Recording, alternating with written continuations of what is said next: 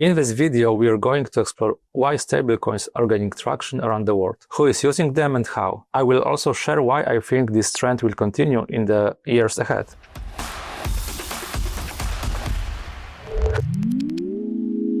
Hi everyone, welcome back to the channel. If you are new here, I'm Dominik, a blockchain advisor to companies in the fintech space. I worked on central bank digital currency pilots, asset tokenization and stablecoin projects. With my first-hand experience, I understand how the stablecoin market is changing, and I want to share my perspective with you in this video. Deloitte has called 2025 the year of payment stablecoins. I think there are three main reasons stablecoins are gaining traction right now. Very strong value proposition, growing enterprise adoption, and an evolving regulatory landscape. Let me explain.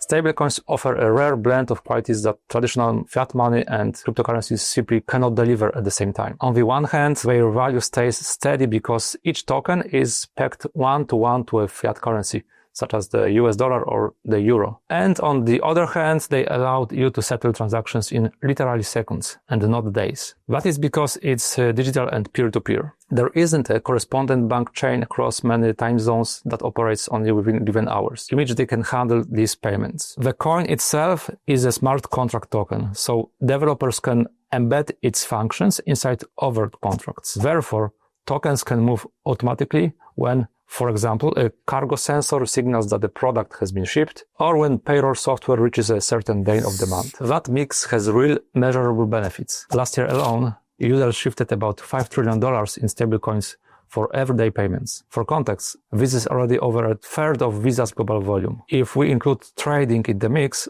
stablecoin transfers jumped from roughly $6 trillion in 2023 to $22 trillion in 2024. Speed is only part of the appeal, because what matters just as much is the cost of these transactions. As I have already mentioned, traditional remittances often depend on a long relay of correspondent banks, money transfer operators, and card networks. Each is taking a cut for currency conversion, compliance checks, and settlement risk in every transaction that is made across borders. That relay is why the World Bank still clocks the global average fee for sending $200 US at almost 7%, with many corridors pushing past 8 or even 10%. Stablecoin payouts scrap most of those middle layers. When Stripe or PayPal funds a transfer in, for example USDC, the value moves peer-to-peer on a public blockchain. So the only unavoidable cost is a tiny network fee, which might be as little as fraction of a cent, plus the platform's markup. Stripe, for example, advertises crypto checkout at roughly 1.5%, half of the traditional card network rate. Andreessen Horowitz has proved that a $200 transfer from the US to Colombia can cost over $12 by legacy rails, but drops to 1 cent. Let me repeat, 1 cent, not 1%, when sent as a stablecoin. The tokens have also become popular inside crypto exchanges. There, stablecoins behave like on-chain cash. Traders treat one, for example, USDT, as exactly $1. They can jump in and out of positions without first wiring funds to a bank. That makes them the default currency on virtually every major platform. Together, Tether's USDT and Circle's USDC now account for more than 90% of all stablecoin supply, worth over $200 billion. Because of their scale, they provide the deepest order books and the tightest spreads. This is why more than 60% of daily Bitcoin volume on Binance is matched against USDT. Stablecoins are used in DeFi as well. Lending protocols such as Maker depend on pools of stablecoins for collateral and liquidity. Because the tokens hold their peg, they give DeFi markets a stable settlement layer, something a volatile asset like Ether cannot offer. At the same time, they can still clear transactions in seconds and can be embedded in smart contracts. Enterprises have started onboarding stablecoins as well. JP Morgan's Kinexys division upgraded JPM Coin with smart contract logic in 2024. JPM Coin is a digital token issued by JP Morgan Chase for its institutional clients, and each token is always redeemable for $1 held on deposit at the bank. In that sense, it has the same one-to-one peg that defines fiat-backed stablecoin. Many commentators therefore label it as a bank-issued stablecoin. The bank now moves about $1 billion a day for multinational corporations such as Siemens and FedEx across more than 30 countries through the JPM Coin at any time. Companies can also implement programmable instructions that cut manual reconciliation work. We talked more about Kinexys in our previous videos. Give them a watch if you would like to learn more. We recently posted an episode on Visa, which is taking the same idea to the wider banking sector. It provides the tools and infrastructure for banks to tokenize fiat currencies on Ethereum.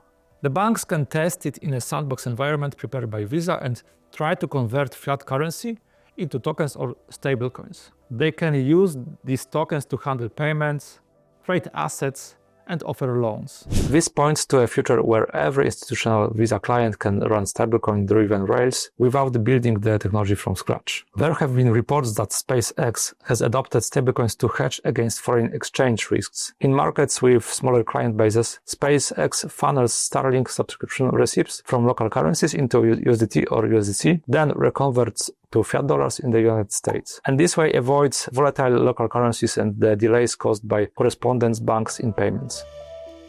In some parts of the world, the regulatory environment has also shifted in favor of stablecoins in the last year. The Genius Act, currently voted on by the US Senate, establishes a federal framework to regulate payment stablecoins. Donald Trump has also been vocal about opening up the stablecoin market. Other countries with stablecoin-friendly regulations include the United Arab Emirates, Singapore or Hong Kong. Europe, especially the European Union, is taking a different path. The MiCA Act, fully enforced since 2024, imposes strict capital, disclosure and volume limits on euro-denominated and foreign stablecoins. It is seen by many as a response to concerns over monetary sovereignty. At the same time, European Central Bank officials champion CBDC, a public digital euro. They argue that a central bank digital currency will deliver the benefits of stablecoins, and they see it as a strategic answer to the growing reach of dollar stablecoins.